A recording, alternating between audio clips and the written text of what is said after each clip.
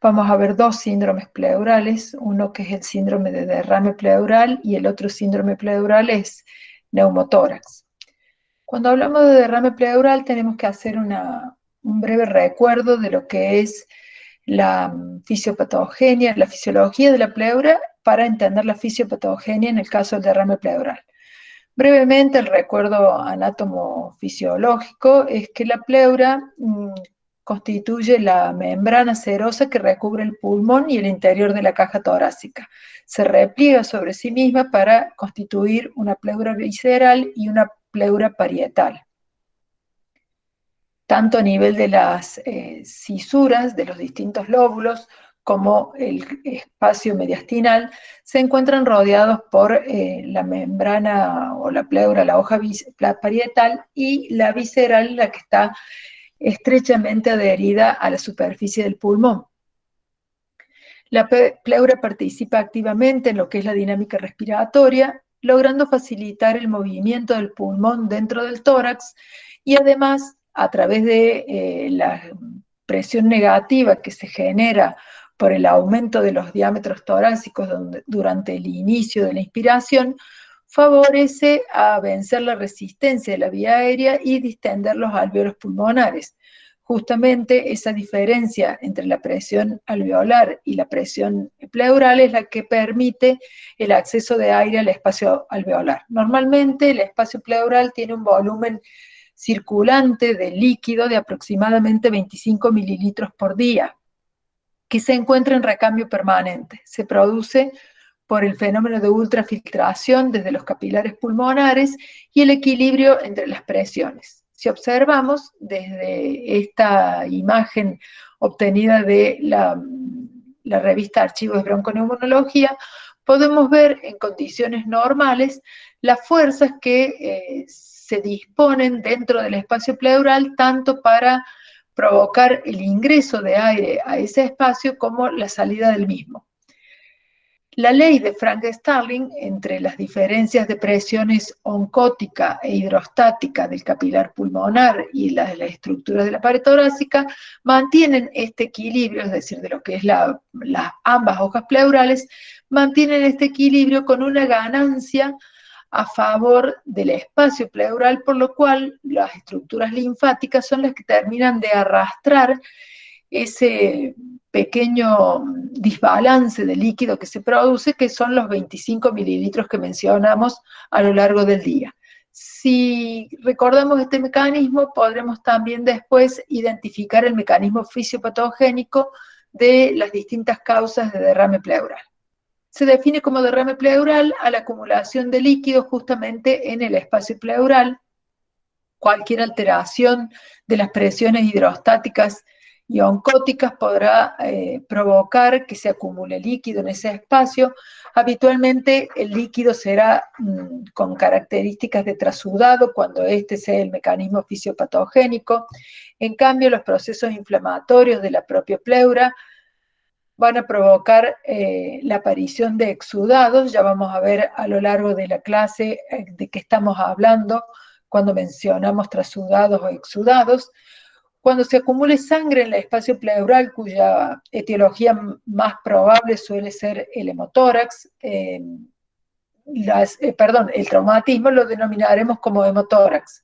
La obstrucción del conducto linfático, por su parte, determinará la presencia de un quilotórax, un líquido con aspecto particular que se acumula en el espacio pleural.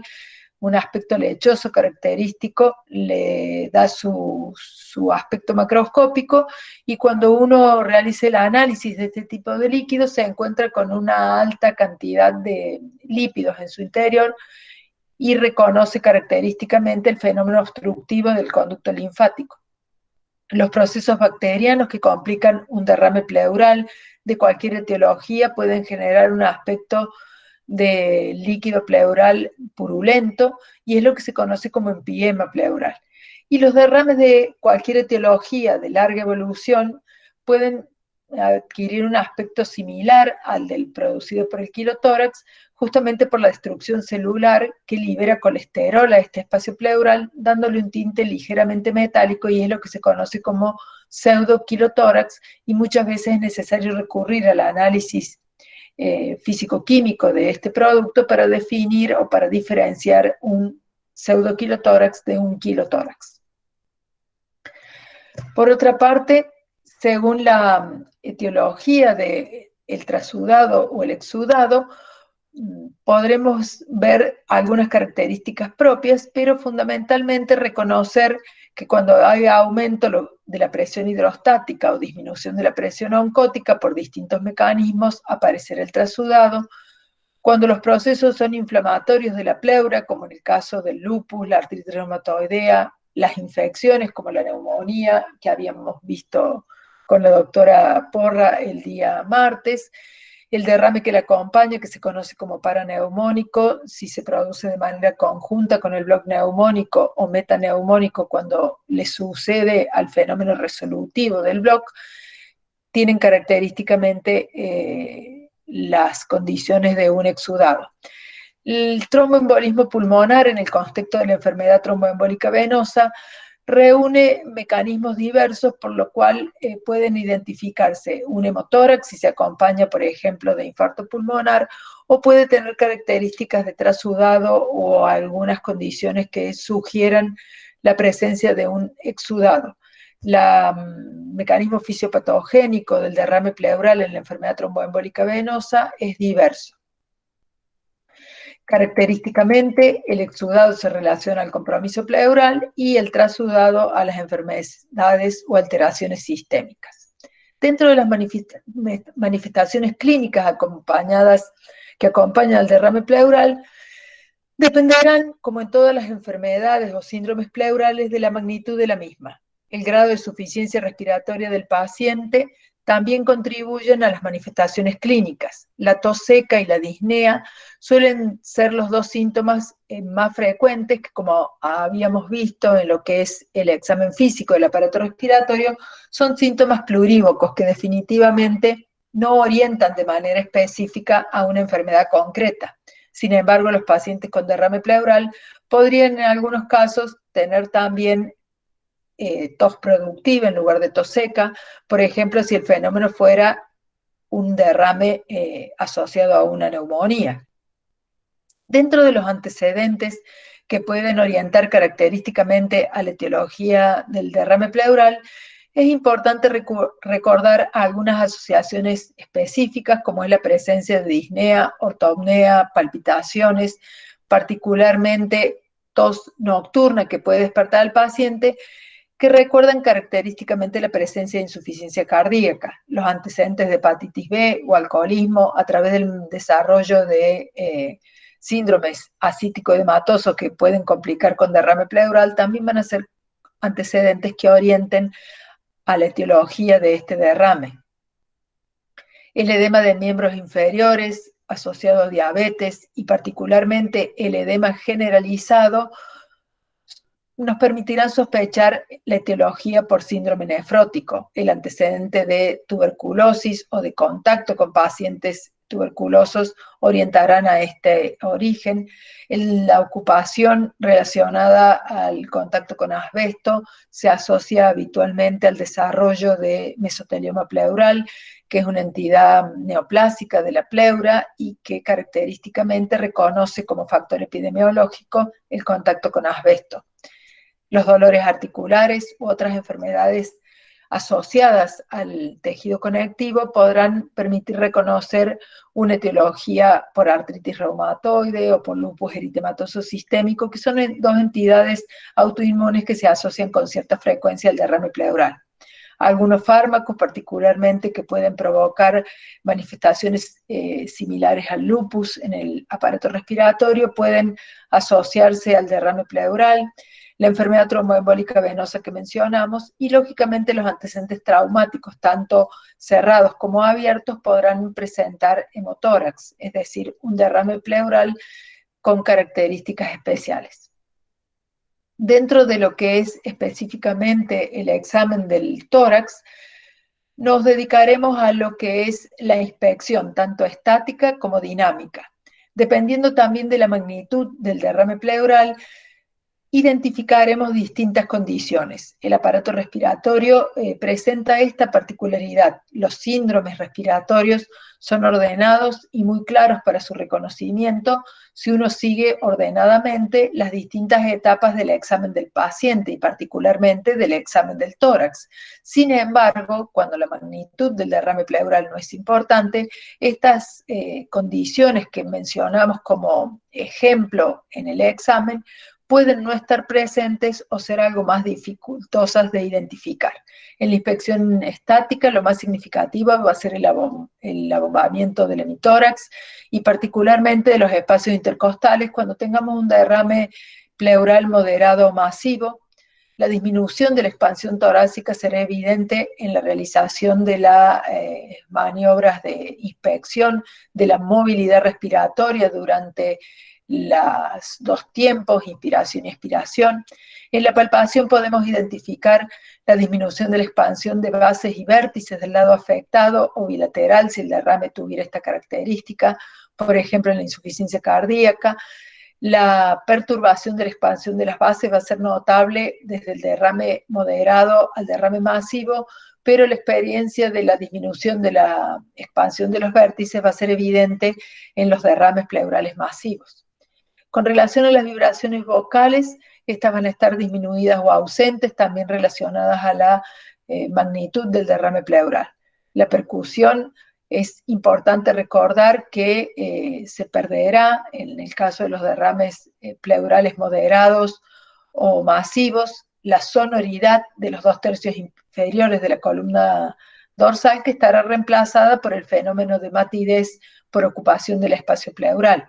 La matidez del campo pulmonar afectado también estará relacionado con la magnitud del derrame y la excursión de las bases se encontrará disminuida o ausente de acuerdo al mismo criterio.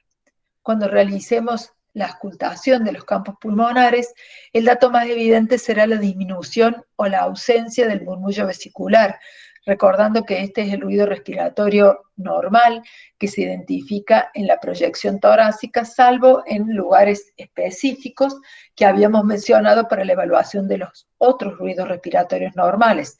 Particularmente en la región posterior del tórax podemos identificar murmullo vesicular y respiración broncovesicular solo en el espacio interescapulovertebral. Típicamente el murmullo vesicular es el que se encuentra disminuido o ausente, pero para que desaparezca la proyección del ruido de la respiración broncovesicular a nivel posterior, deberemos considerar la presencia de un derrame pleural masivo. El soplo pleurítico es otra condición asociada justamente a los derrames pleurales, particularmente los que son de origen inflamatorio o de larga evolución. En general, el derrame pleural, que es un trasudado, no suele acompañarse ni de soplo pleurítico ni de frote pleural, porque son dos condiciones que se asocian a contenido pleural de mayor densidad, como es el caso del exudado, o cuando se produce la cronicidad del derrame, donde el despulimiento de las pleuras es más frecuente, entonces se agrega el fenómeno de frote. El soplo pleural o pleurítico característicamente se identifica en la zona de proyección del derrame pleural o ligeramente por el borde superior del límite que hemos obtenido por percusión y puede identificarse claramente en el tiempo expiratorio de la respiración del sujeto. Se oye justamente como un fenómeno soplante que se transmite a la periferia del tórax. Habíamos dicho que este era el mecanismo fisiopatogénico de los soplos en el aparato respiratorio, justamente la transmisión del ruido brónquico a la periferia del pulmón. El frote pleural, por su parte, suele desaparecer cuando el derrame pleural es masivo, indica justamente el fenómeno de despulimiento de las superficies pleurales, lo que ofrece la característica de la audibilidad del frote, que se parece justamente al ruido que hace el cabello cuando se lo fricciona entre los dedos en la proximidad del conducto auditivo externo. Ese es el ruido característico del frote pleural. Por su parte, también es importante recordar que aumenta su sonoridad cuando aumentamos la presión del estetoscopio. El estetoscopio que utilizamos para todo el examen del aparato respiratorio es el estetoscopio de membrana, y cuanto más presionamos, más se intensifica el roce entre ambas hojas pleurales y más evidente resulta la presencia del frote. También en las bases pulmonares se lo escucha con mucho mayor facilidad que en otros sectores del tórax. Por último, la auscultación del aparato respiratorio comprende la auscultación de la voz, porque en este caso la auscultación de la tos no nos ofrecerá ninguna modificación a los ruidos que se generan en el espacio pleural, salvo que existiera alguna comunicación pleurobronquial, por ejemplo, para el caso de los abscesos pulmonares que se han abierto al espacio pleural. En esa condición podremos encontrar el ruido de fístula, que es muy característico y que se encuentra presente en los dos tiempos respiratorios o se hace evidente cuando el paciente tose. Solo en esta condición podremos encontrar algunas modificaciones. Volvamos entonces a la auscultación de la voz. La auscultación de la voz puede presentar la denominada pectoriloquia áfona. La pectoriloquia áfona es cuando el sujeto habla a voz cuchicheada y en la periferia del tórax logramos identificar con claridad la emisión de las palabras del paciente. La egofonía, por su parte, se reconoce cuando el paciente habla a voz normal y lo que se puede identificar es el cambio del timbre de la sonoridad transmitida a la periferia, o sea, de la resonancia vocal normal, que se identifica claramente como una voz, como habíamos dicho, como una voz nasal o una voz gangosa de la palabra hablada, aunque en general no pueden reconocerse claramente las palabras que el paciente emite, que sí ocurre cuando mencionamos a la pectoriloquia áfona. Se escucha con claridad la palabra cuchicheada. Ambos fenómenos de la modificación de la voz se encuentran sobre el área de proyección del derrame pleural. Cuando mencioné la modificación relacionada a la tos, les mencioné que podía estar asociada a las fístulas pleuropulmonares. Por ejemplo, cuando un absceso pulmonar se abre en el interior del espacio pleural, se produce una comunicación persistente hasta que se solucione el fenómeno. Entonces, en cada golpe de tos del paciente se escucha este ruido de fístula, porque el aire sale hacia la vía aérea central, pudiendo expulsar secreciones, o hacia el espacio pleural, con lo cual, de manera simultánea, con lo cual se oye el fenómeno de mayor intensidad del ruido de fístula. Acá tenemos algunos ejemplos de derrame pleural, algunos ejemplos radiológicos. Sigue siendo uno de los procedimientos diagnósticos iniciales para el derrame pleural. Estas fotos de la porción superior son gentileza de la doctora Cristina Benchimol, que fue docente de esta cátedra hasta el inicio de este año, un tiempo en el cual no pudo seguir acompañándonos, pero podemos ver característicamente el derrame pleural sobre el lado derecho, que forma su límite superior una línea de concavidad superior que se conoce como línea de Damoiseau. En la radiografía de perfil vemos la magnitud del derrame pleural como un velamiento de características homogéneas que justamente afecta al ángulo costofrénico posterior y asciende hacia las porciones superiores del pulmón.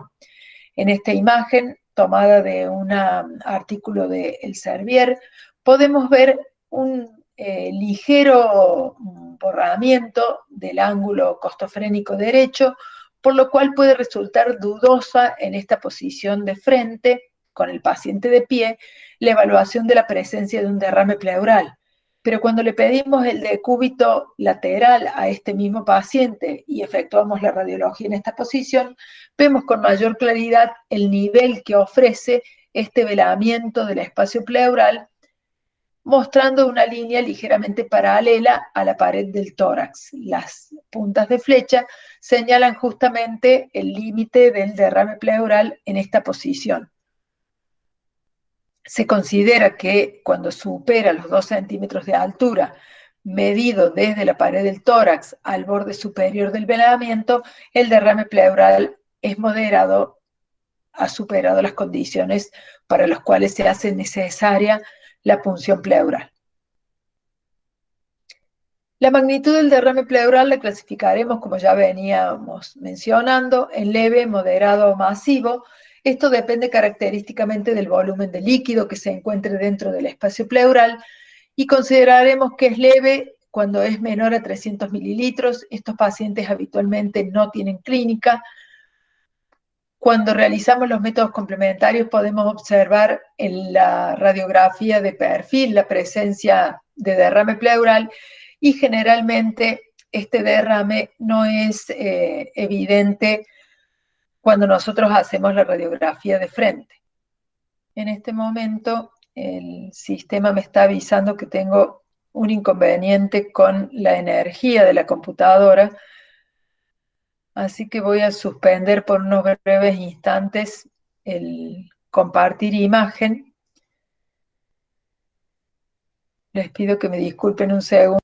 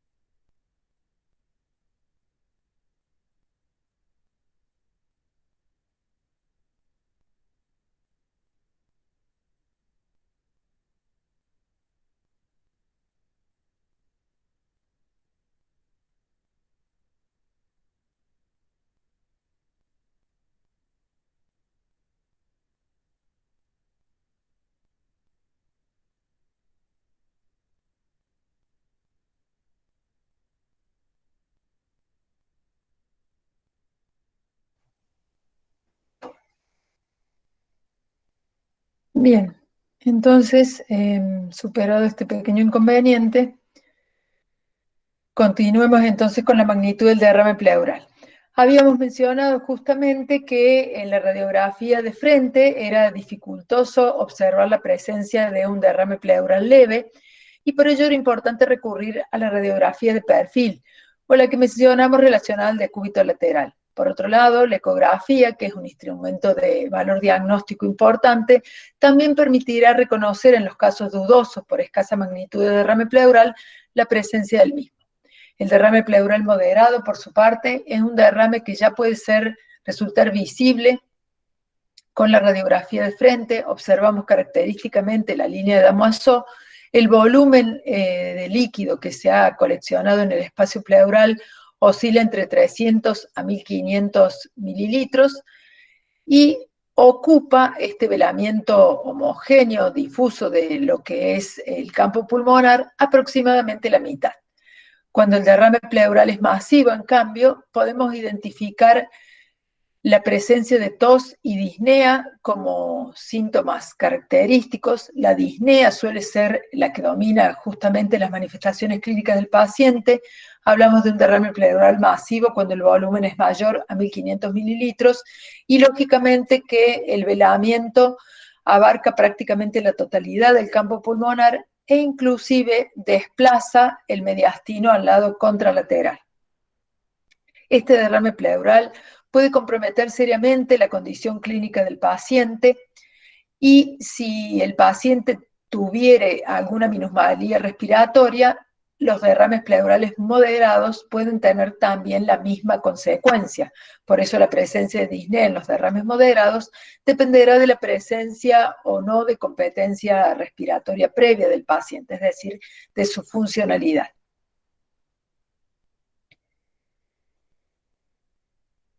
Uno de los procedimientos necesarios para completar el diagnóstico de derrame pleural y poder reconocer la etiología es realizar la punción pleural. La punción pleural debe ser realizada bajo condiciones especiales y por profesionales con competencia en el desarrollo de la misma. El paciente habitualmente se coloca en posición sentada porque esto produce que el líquido pleural se coleccione en la porción inferior del pulmón. Generalmente le solicitamos que apoye los codos sobre una pequeña mesa, habitualmente la mesa que se utiliza para comer en las instituciones, en las salas de internación, permite un elemento adecuado de soporte. El paciente no deberá inclinarse demasiado hacia adelante porque si no perderemos justamente esta condición de la colección posterior del líquido. Por debajo del séptimo espacio intercostal que se asocia al ángulo de la escápula, es decir, justo por debajo del ángulo nos encontramos con el séptimo espacio intercostal, hasta el décimo habitualmente tenemos la proyección pulmonar.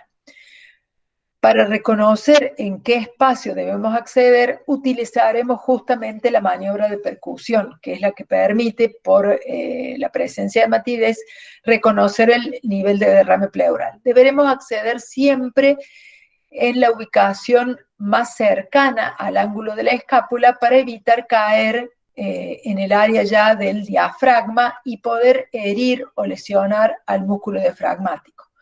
Característicamente, este es un esquema que solo muestra que uno debe ingresar a un sector donde hay líquido, pero no muestra exactamente, nunca ingresamos por una porción tan baja. Lo que pasa es que el pulmón sí se encuentra colapsado pasivamente y por eso se disminuye francamente el riesgo de lesionar el pulmón. Lo que mayor cuidado hay que tener es el diafragma, porque si lo agredimos con la aguja de punción, podemos provocar la ruptura de algún vaso y empeorar el derrame pleural. En cambio, el ingreso se realiza inicialmente con una aguja fina, habitualmente una aguja intramuscular, y eso no ofrece ningún riesgo sobre el propio pulmón si lo hacemos con precaución, por lo cual es importante completar el procedimiento de obtención de líquido primero de esa manera para luego recién colocar una aguja de drenaje. También es importante considerar que la ecografía pleural se ha vuelto en este último tiempo el método de elección, y lo razonable y criterioso es pedir la punción pleural guiada por ecografía. Una vez que el ecografista nos ha marcado la región, habitualmente con un lápiz demográfico, podemos buscar el ambiente adecuado para completar el procedimiento. El aspecto macroscópico del líquido pleural va a ser uno de los elementos importantes a evaluar al momento de la extracción.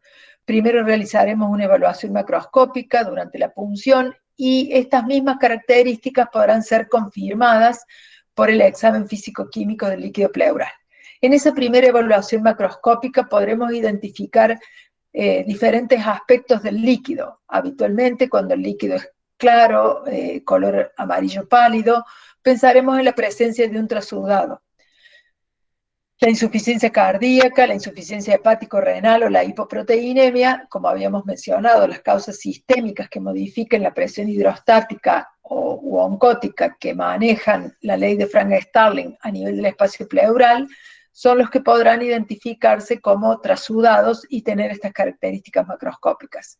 Por su parte, el exudado suele ofrecer un aspecto claro y un colorido amarillo cetrino, es decir, algo más intenso que el colorido de los trasudados. La causa más frecuente es el derrame paraneumónico, es decir, el que acompaña a la evolución de una neumonía con condensación, generalmente, cuya etiología más frecuente suele ser por neumococo, y este derrame característicamente es un exudado. Cuando el líquido que obtengamos sea de aspecto rojizo, el hemotórax suele ser el primer diagnóstico en el que pensamos. Podrá reconocer el traumatismo torácico, el infarto pulmonar o alguna otra etiología, como cuando ese líquido es rojizo de aspecto hemorrágico, pero más viscoso, el mesotelioma pleural será el diagnóstico presuntivo de elección. Hay que recordar que el mesotelioma característicamente es una entidad clínica que se asocia a la presencia de dolor pleural, condición que el paciente suele referir como primer síntoma de comienzo de la enfermedad.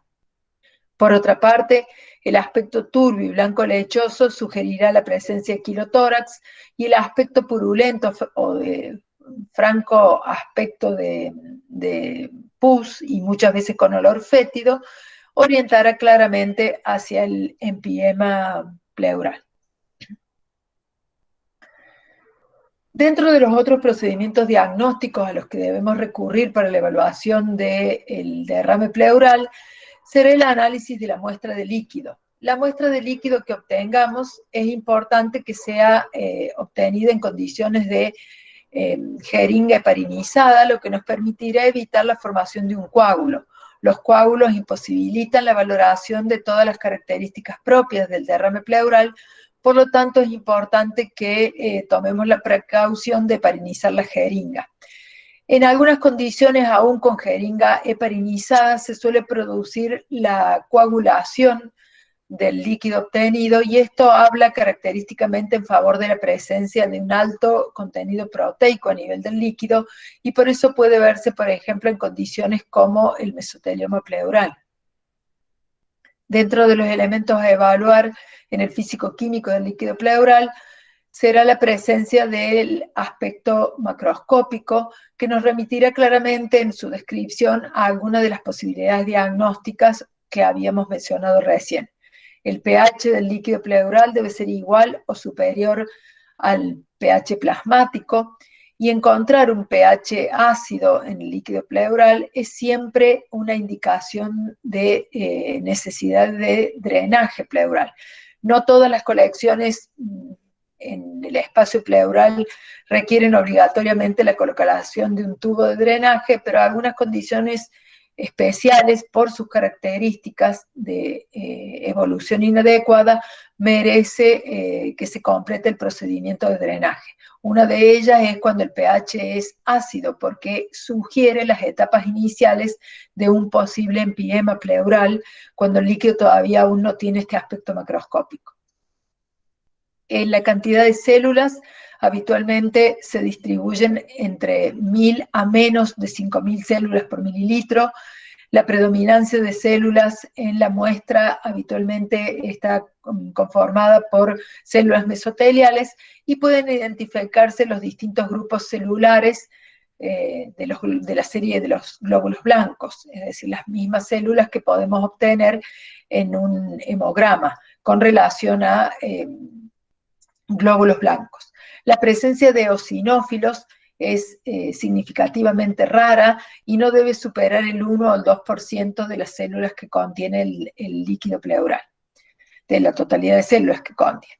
Las proteínas totales están alrededor de 1 a 2 gramos, generalmente en condiciones normales. El 70% corresponde a albúmina, y ya vamos a ver el criterio diagnóstico para exudado pleural por el nivel de proteínas. La glucosa, a la que le dedicaremos un punto especial, normalmente se encuentra en los mismos valores que la glucosa a nivel plasmático.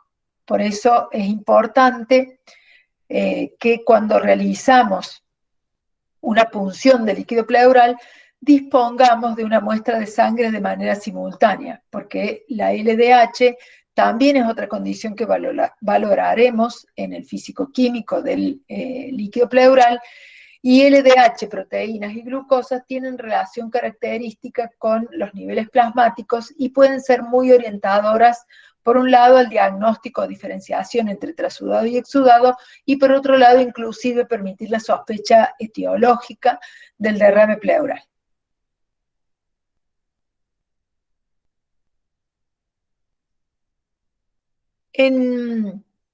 A principios de la centuria pasada, se describieron una serie de criterios diagnósticos para el reconocimiento de trasudados y exudados. Estos criterios se conocen como criterios de Light. Las proteínas del líquido pleural relacionadas con las proteínas del plasma son inferiores a 0,5 para el caso de los trasudados. La relación existente entre LDH pleural y LDH del plasma es inferior a 0,6 en condiciones normales, y la LDH pleural es 2/3 más baja que el límite normal de la LDH plasmática. Cuando alguno de estos criterios se ha perdido, es decir, la relación de proteínas en líquido pleural con las proteínas plasmáticas es mayor a 0,5, o la relación de la LDH pleural a la LDH del plasma es mayor a 0,6, o la LDH del líquido pleural es mayor a 2/3 del límite normal de la LDH plasmática, deberá considerarse por cualquiera de estos criterios la presencia de un exudado pleural. He aquí un error en la escritura de la palabra trasudado, le está sobrando accidentalmente una N. Ninguno de los criterios debe estar presente para poder clasificar al líquido pleural como un trasudado. Cualquiera de los 3 criterios permite clasificarlo como un exudado. Dijimos que nos íbamos a referir puntualmente a la glucosa porque es uno de los parámetros que pueden orientar característicamente al origen o a la etiología del derrame pleural. La glucosa, como dijimos, suele ser similar al valor plasmático o ligeramente inferior. Cuando identificamos un valor muy bajo de glucosa en el espacio pleural, inferior a 60 miligramos por decilitro, debemos pensar en derrames de etiología infecciosa, tal como la tuberculosis, los derrames paraneumónicos asociados a neumonía, pero también en neoplasias y en la rotura esofágica. Por otra parte, los valores extremadamente bajos de glucosa en el líquido pleural permitirán sospechar la artritis reumatoidea y el empiema pleural. Por regla general, recordaremos que un valor inferior al 50% de la glucosa plasmática sugiere la presencia de tuberculosis o de artritis reumatoide, pues el empiema pleural es fácil de identificar, ya lo mencionamos, con relación al aspecto macroscópico del derrame pleural, y lógicamente la ruptura esofágica no necesita de valores de glucemia para su reconocimiento, porque la clínica suele ser bastante significativa como para que se reconozca esta etiología. Solo en algunos casos de presentación solapada o pequeñas fracciones del esófago puede que resulten dudosas para el diagnóstico. Entonces, en líneas generales, la glucemia debe estar por encima del 50% del valor de glucosa plasmática. Recordar que un paciente diabético puede tener valores muy altos de glucemia, por lo cual estas limitaciones precisas con miligramos por decilitro pierden valor. En la evolución del exudado pleural es importante reconocer que existen una serie de etapas que van complicando de manera característica la presencia de un exudado pleural.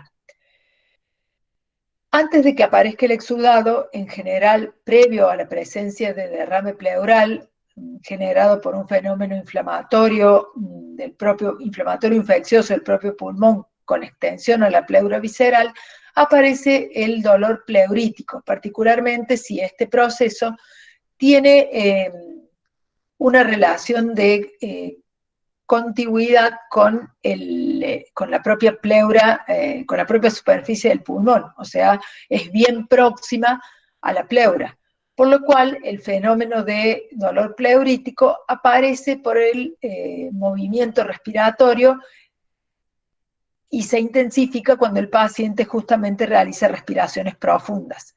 El dolor pleurítico característicamente suele tener las condiciones de dolor tipo puntada de costado, como se había mencionado en el síndrome de condensación. Eso indica en el síndrome de condensación justamente que hay compromiso pleural. En esta etapa no hay derrame, porque cuando el derrame aparece, el dolor pleurítico desaparece, porque justamente las hojas pleurales se separan por la presencia del derrame pleural, y la pleura parietal, que es la pleura justamente inervada, deja de manifestar el dolor, porque disminuye o desaparece el área de frote entre ambas hojas pleurales. En la primera etapa, cuando tenemos un exudado pleural no complicado, podemos identificar un líquido de aspecto ceroso y de un pH superior a 7,20, habitualmente muy próximo al pH plasmático.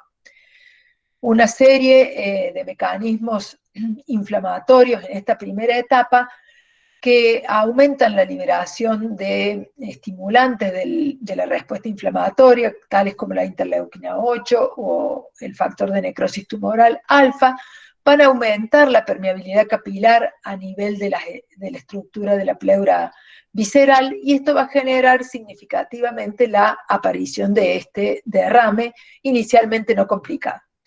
Cuando el mecanismo continúa su curso, podremos identificar la presencia de un derrame pleural complicado. Habitualmente, desde la propia circulación, algunos elementos inflamatorios celulares van a pasar a este espacio pleural y de alguna manera van a incrementar la respuesta inflamatoria, produciéndose una serie de mecanismos sobre el metabolismo de la glucosa que, sumado a la invasión por gérmenes, van a terminar complicando el derrame pleural, que ya en esta etapa tendrá un aspecto claramente turbio y un pH inferior a 7,20, que es lo que habíamos mencionado, que entre 7,30 y 7,20 indican la clara necesidad de efectuar el drenaje del líquido pleural. Si el procedimiento continúa, el acúmulo constante de fibrina y el desarrollo de gérmenes en este verdadero caldo de cultivo en el interior del líquido pleural generarán la aparición de un empiema. Finalmente, la cronicidad de este empiema, si no recibe una pronta resolución, podrá provocar la formación de tabiques de fibrina y la organización fibroblástica a nivel del espacio pleural, generando tabicaciones o loculaciones, lo que ya harán prácticamente imposible el drenaje del empiema a través de un tubo, y será necesario recurrir a procedimientos quirúrgicos para solucionar la patología del espacio pleural. Cuando nos encontramos frente a un derrame pleural, será necesario que apliquemos un grado de razonamiento diagnóstico.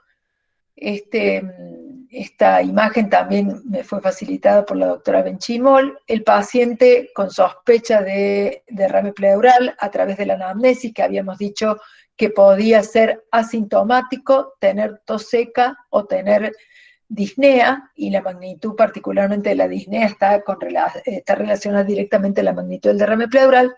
Lo completaremos con el examen físico, donde pondremos de manifiesto justamente los signos característicos del derrame pleural, tal como la disminución de la movilidad torácica en la inspección, la reducción de la intensidad de las vibraciones vocales mediante palpación y de la expansión de bases y vértices del lado afectado, la presencia de matidez a la percusión y la ausencia o disminución del murmullo vesicular cuando realicemos la auscultación. En este contexto clínico es que la confirmación a través de radiología o ecografía nos permitirá conocer que estamos frente a un derrame pleural.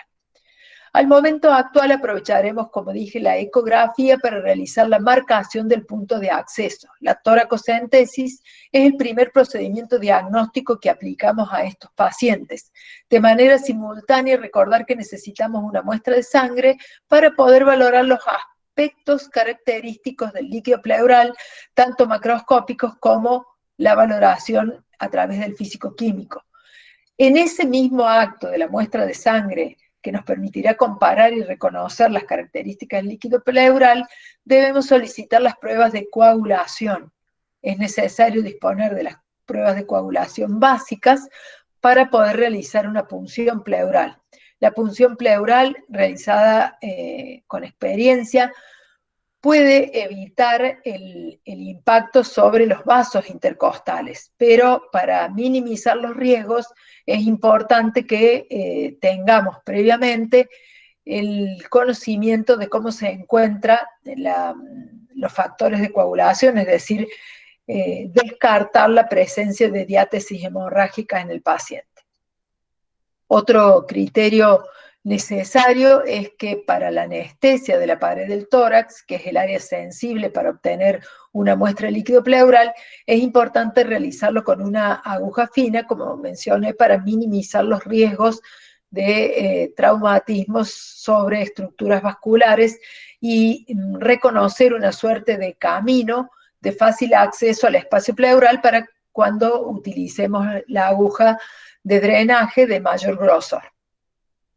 La toracocentesis se realiza en la región posterior, salvo que a través de la ecografía hayamos identificado que tenemos un empiema, un derrame pleural complicado que tiene loculaciones, es decir, que está localizado solo en un área donde podremos, lógicamente, ingresar a través de la marcación con ecografía. De acuerdo al aspecto tendremos la primera orientación diagnóstica y la segunda vendrá de la mano de la evaluación del físico-químico. Si este derrame pleural no cumpliera ninguno de los criterios de Light, podemos considerar que es un trasudado y realizar el tratamiento de la enfermedad de base. Pero en el caso de que el derrame pleural sea moderado, para acortar los tiempos de evolución del paciente y particularmente disminuir su sintomatología, se impone el drenaje pleural. En el caso del exudado, con cualquiera de los criterios de ley presente, el drenaje pleural es prácticamente una conducta exigida. Lo podremos realizar a través de un tubo, si la magnitud es mayor, o con algún sistema de extracción con llave de 3 vías, que son condiciones específicas para realizar este tipo de procedimientos, y esto nos permitirá también evitar la progresión que habíamos visto en la imagen anterior, es decir, a las complicaciones del exudado, y favorecer una rápida resolución de la condición clínica del paciente. Cuando procedamos a la evacuación del líquido pleural, para el caso del exudado, decidiremos también la posibilidad de tomar biopsia o no. Cuando el diagnóstico resulte claro, la toma de biopsia pleural no es necesaria. Otras determinaciones o procedimientos que podemos efectuar sobre el líquido pleural estarán relacionados justamente a aspectos especiales de nuestra sospecha diagnóstica o a la ausencia de diagnóstico. Por ejemplo, el caso de la biopsia pleural. Acá podemos observar la denominada aguja de Cope. Esta aguja ingresa al tórax con un componente interior que evita que esta suerte de gancho que ofrece en su extremo distal lesione en el ingreso a las hojas pleurales o inclusive al propio pulmón. Una vez que se produce la salida de líquido, se introduce el elemento cortante que va a favorecer la sección de una porción pleural a través de esta suerte de ojo que posee la aguja, que tiene filo en su extremo y que puede justamente traccionar y tomar una muestra del material pleural. La hoja pleural que biopsiamos siempre es la pleura parietal. Si intentáramos biopsiar la pleura visceral, lesionaríamos gravemente al pulmón. Es decir, que la muestra que obtenemos es de la pleura parietal. Esta biopsia de pleura está indicada para el diagnóstico de mesotelioma pleural, cuando tenemos masas tumorales que afecten la pleura y que sugieran un diagnóstico específico patológico. También podemos utilizarla para el diagnóstico de tuberculosis pleural, donde a veces pueden identificarse los granulomas tuberculosos, o a través del cultivo de la biopsia pleural obtener el desarrollo de colonias. El derrame pleural tuberculoso es una condición difícil de diagnosticar etiológicamente, pero es necesaria su búsqueda con distintos procedimientos diagnósticos. Relacionado justamente a la misma evaluación de la tuberculosis, el identificar la reacción de polimerasa en cadena, es decir, el análisis del ácido nucleico del bacilo de la tuberculosis, puede resultar significativamente útil para el reconocimiento del origen, como dosar también la adenosindeaminasa, un procedimiento algo más sencillo, que también se incrementa significativamente en los derrames tuberculosos. Accidentalmente me han quedado las 3 siglas de tuberculosis. La C ha desaparecido de la identificación de la palabra, solamente se le reconoce por el acrónimo T y B alta, es decir, TB pero con B alta. Los marcadores tumorales también es otro lugar donde podemos identificarlos en el derrame pleural. Sin embargo, pueden asociarse a algunas confusiones diagnósticas. Por ejemplo, el C153 puede elevarse también en la enfermedad tuberculosa de la pleura. El estudio bacteriológico será de utilidad cuando se sospechen infecciones por gérmenes comunes, porque las infecciones por hongos o la tuberculosis en general requieren de la biopsia pleural. Finalmente, la citología es otro procedimiento que, aunque la sospecha diagnóstica sea baja, no debe obviarse, porque el diagnóstico de positividad por citología de una enfermedad neoplásica con compromiso pleural, evaluando el líquido, la celularidad que queda luego de centrifugar o de ultracentrifugar el derrame pleural, puede alcanzar hasta un 60% de los pacientes, dependiendo del grado de compromiso de la pleura. Particularmente si la enfermedad primaria es pleural, el rédito diagnóstico será más alto que si es pulmonar con metástasis pleurales. La ecografía pleural, como mencionamos, es un procedimiento diagnóstico de alta sensibilidad y especificidad. Es uno de los procedimientos diagnósticos más sensibles para el reconocimiento del derrame pleural, pues alcanza un 100% de sensibilidad con una especificidad aproximada del 99%. Debe realizarse previo a la toracocentesis para localizar adecuadamente el espacio donde la separación de ambas hojas pleurales es más importante, lo que es el sitio recomendado para el acceso, durante en las condiciones que la superficie para acceder al derrame pleural sea pequeña, por ejemplo, en el caso de un exudado o de un derrame pleural tabicado, entonces podrá ser necesario realizar la ecografía para guiar la aguja de punción y finalmente, después de ella, para controlar que no hayan existido complicaciones, como puede ser un hemotórax asociado por la ruptura accidental de una estructura vascular o la presencia de hidroneumotórax, o sea, el ingreso de aire a través del mismo procedimiento de punción, el ingreso de aire al espacio pleural. La ecografía torácica previo a la toracocentesis, además de evaluar el sitio de punción y precisar la presencia de derrame, también puede diferenciarlo de masas que pueden dar una semiología ligeramente parecida o confusa, masas en el espacio pleural. El volumen del derrame pleural también permite ser reconocido por este medio y valorar algunas dificultades, como ya mencionamos, la presencia de tabiques en el espacio pleural que complican la realización de la punción. Es, como bien lo mencionamos aquí, bastante más sensible y de precisión que la tomografía. Se ha demostrado también que su uso permite efectuar una toracocentesis en el 88% de los casos cuando ha fallado la punción sin guía ecográfica. Recordar que la tomografía, y lamento no haber observado el texto, la tomografía también ha cambiado su acrónimo en los últimos años y actualmente se la conoce como TC. He aquí la primera consigna. Es una paciente, mujer de 25 años, afebril, que refiere a astenia desde hace varios meses y artromialgias, es decir, dolores articulares inespecíficos. Se encuentra sintomática respiratoria al momento de la consulta. Refiere presentar un eritema malar desde hace 6 semanas. No consultó hasta que recibió diagnóstico incidental de derrame pleural moderado en un ingreso laboral. Es decir, la paciente, como no tenía síntomas, no había efectuado una consulta previa. Cuando por un ingreso laboral le realizan una radiografía de tórax, por eso diagnóstico incidental, en el contexto de una búsqueda no diagnóstica, de un procedimiento para una rutina de un ingreso, aparece este fenómeno de un derrame pleural moderado.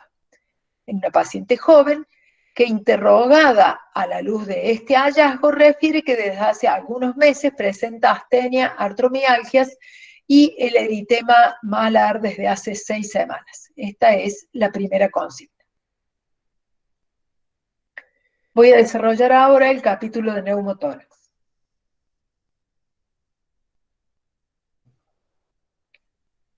Se define el neumotórax como la presencia de aire en el espacio pleural que genera el colapso pasivo del pulmón. En el neumotórax, como el aire que ingresa perturba de manera más categórica esta presión pleural negativa que mantiene la expansión pulmonar, el fenómeno de colapso pasivo suele ser mucho más evidente que en el caso del derrame pleural, donde la modificación de las presiones pleurales, aunque se produce, no ocurre de manera tan abrupta como en el caso del neumotórax. Esta presión negativa del espacio pleural para una sustancia de baja densidad como es el aire produce verdaderamente un efecto de succión, por lo cual el aire proveniente, vamos a ver, de distintas condiciones, rápidamente ingresa al espacio pleural y colapsa el pulmón. La clasificación de neumotórax permite orientarnos a la etiología del mismo y consideraremos básicamente los neumotórax espontáneos y los neumotórax adquiridos. Para el neumotórax espontáneo hablaremos de un neumotórax primario o secundario.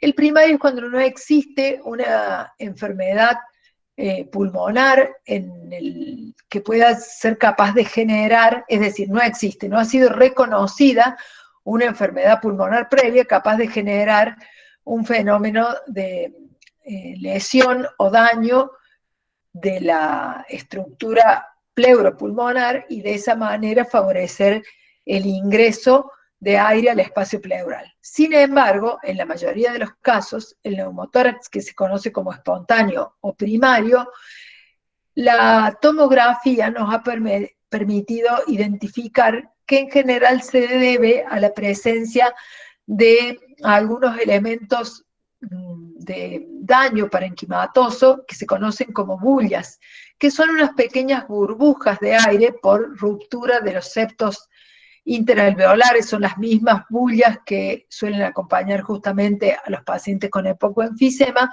pero acá no tienen como origen la enfermedad, sino que constituyen parte de aspectos constitucionales del pulmón de algunos sujetos.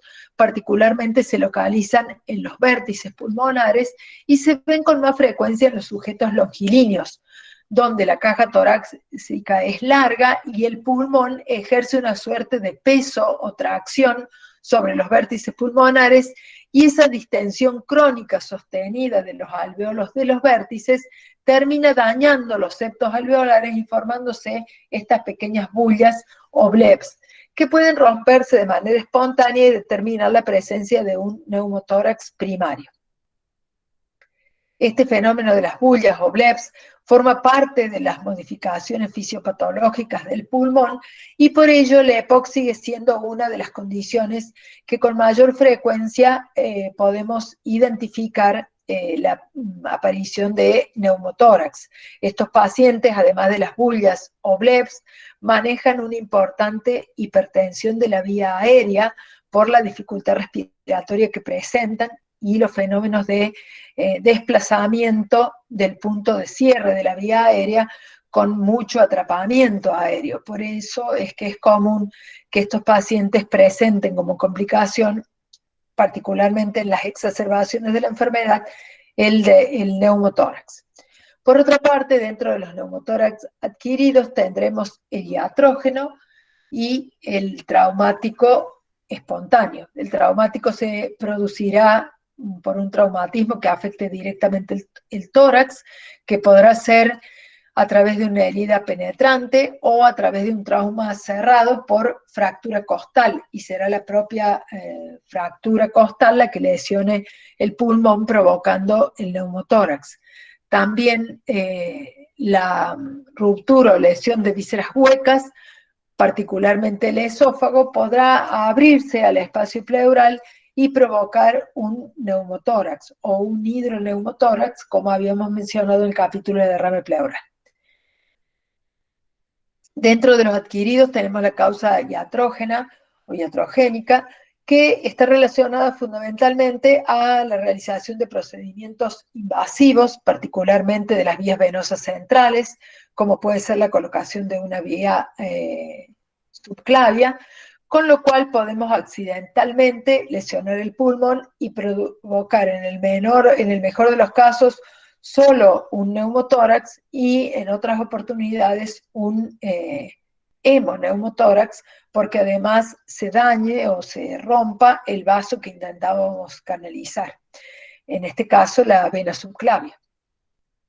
Otros procedimientos que pueden asociarse a neumotórax iatrógeno es el aumento brusco y sostenido de la presión dentro de las vías aéreas centrales, que sería la otra condición, y estas vías aéreas centrales pueden, por efecto, por ejemplo, del barotrauma asociado a la ventilación mecánica, provocar ruptura del propio parénquima pulmonar, particularmente si tiene algún factor favorecedor.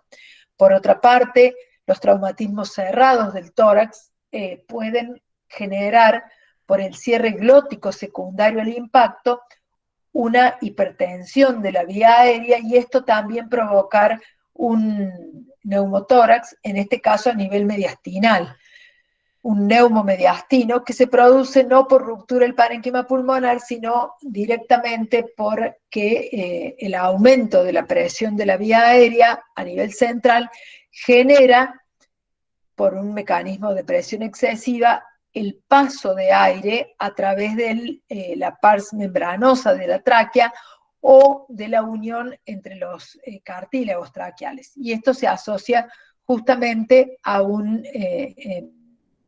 neumomediastino. Las manifestaciones clínicas en el neumotórax serán variables dependiendo de condiciones similares a lo que mencionamos para el derrame pleural. Que sea un paciente que tiene competencia funcional o que el neumotórax sea de escasa magnitud, permitirán que los síntomas que se presenten sean también de poca monta, pudiendo ir desde una ausencia de manifestaciones clínicas, es decir, un neumotórax asintomático, a la presencia de dolor, generalmente súbito, que impide la inspiración profunda. La presencia de tos no productiva es otro de los elementos a considerar, aunque podrá asociarse también la tos productiva, como mencioné para el caso del absceso complicado hacia el espacio pleural, que podrá dar acá un hidroneumotórax. La disnea estará directamente relacionada con la severidad del neumotórax y podremos encontrar algunos signos, por ejemplo, el enfisema subcutáneo. El enfisema subcutáneo es la infiltración del tejido celular subcutáneo por aire. Suele verse justamente en los pacientes que desarrollan enfisema.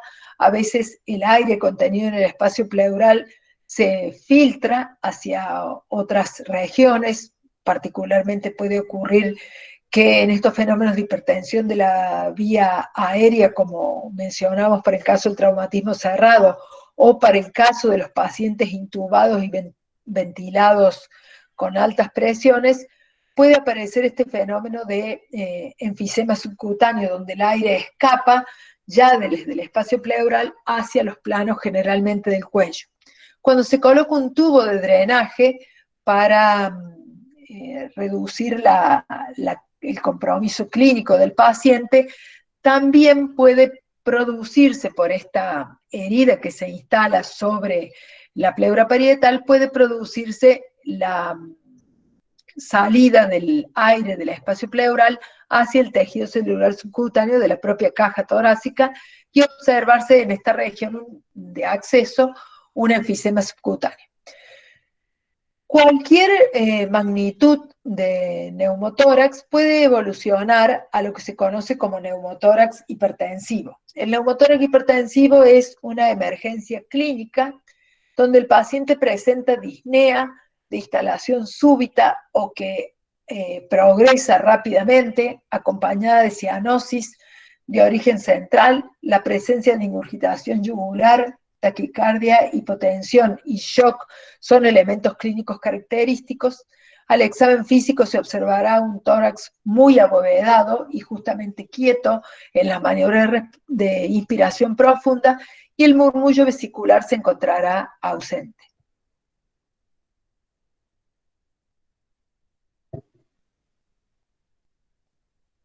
El examen físico en los pacientes con con neumotórax podremos encontrar nada en la inspección salvo para el neumotórax hipertensivo.